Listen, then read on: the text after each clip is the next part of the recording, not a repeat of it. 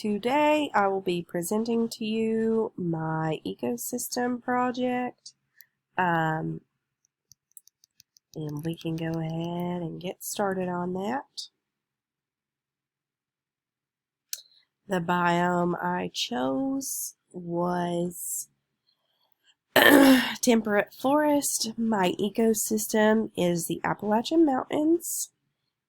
This forest is found in the region between polar and tropical regions, so basically Northern America.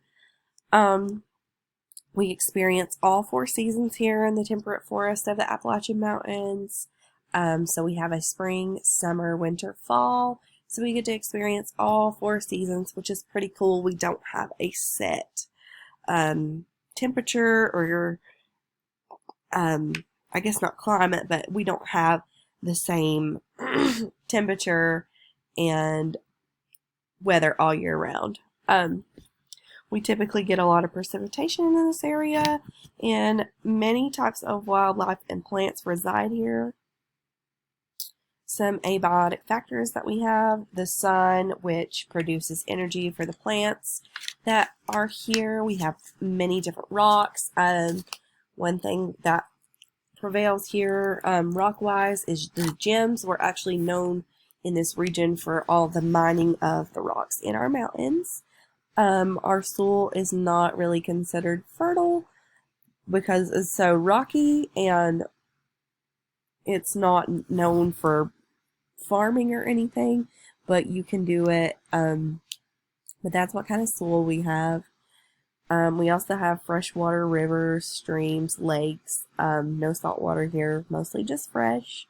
And our temperature varies as we do experience all 4 seasons. In the spring, summer months, it's usually warmer and more humid. And in the winters, it's usually cool and wet. We normally get a lot of snow, except for this year. It's very strange because it's been very hot. I don't know why, but that is not true this year. Next, we have some biotic factors. I have 10 different ones listed. We have the white-tailed deer, squirrels, rhododendrons, trout, oak trees, mushrooms, frogs, snakes, and black bears and hawks. Pictured here, we have a rhododendron on the top left. Next to it, we have a trout. We have some mushrooms, a bear, and a hawk pictured over there, just for examples. So we were told we needed to pick 5 different animals and explain their niche and their habitat. So deer's niche is grazing on plants, and they serve as prey for larger animals such as coyote, wolves, bears, things of that sort. They typically live within wooded areas or open meadows. Yes.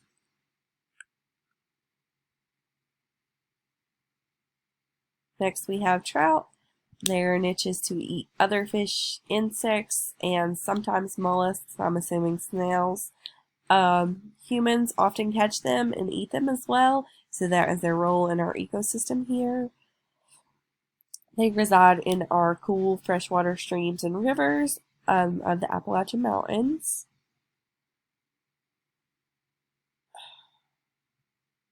Next we have black bears, and their niche is to eat plants, berries, insects, and meat. Usually they eat deer too.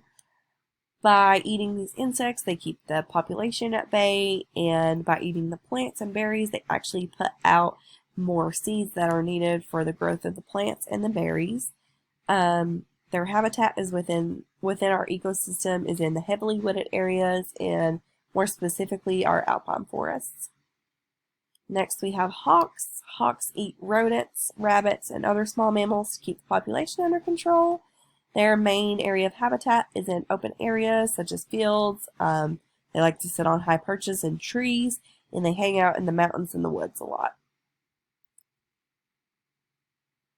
Next we have a timber rattlesnake. They eat small mammals such as mice, squirrels, and others to keep those populations at bay. They live in heavily wooded areas. I'm very scared of these as they are poisonous, but they're only found in our heavily wooded areas. Next we have some plants, and we're kind of going through the same things with those. These rhododendrons were kind of hard to figure out what role that they play, but humans use them for wood, and also they have many beneficial herbs that aid in medical treatments for pain, and they are found within our alpine forests and our woodlands. Raspberries grow to feed other small insects, bears, deer, and other plant-eating organisms. I, as a human, love to go out in the summertime and look for these and eat them in the wild. They are so delicious. And they grow usually at the edges of the wooded areas or close to riverbanks. Some predator-prey examples of our ecosystem would be wolves that prey on deer, as pictured over here to the right. Rattlesnakes here prey on mice and other small rodents, and eagles would prey on fish. Here we have an example of a food chain here. The sunlight provides energy for the grass to grow.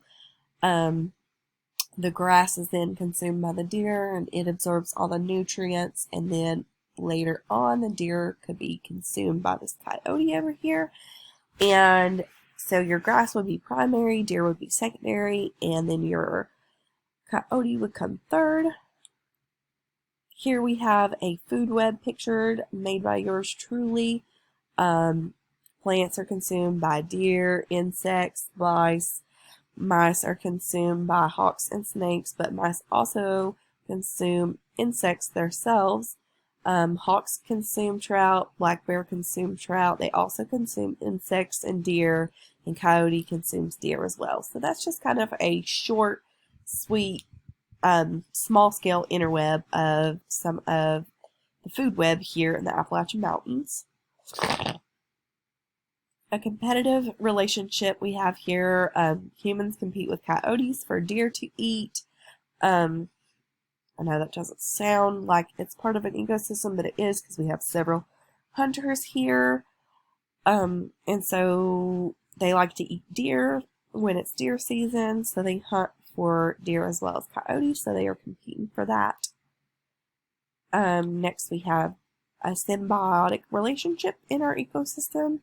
Deer serves as a host for a tick to drink its blood. Ticks often carry Lyme disease and other diseases that could harm the deer, which is a parasitic relationship between the two. An extinct species here in the Appalachian Mountains would be this mountain lion and or cougar, whatever you would like to call it, pictured here.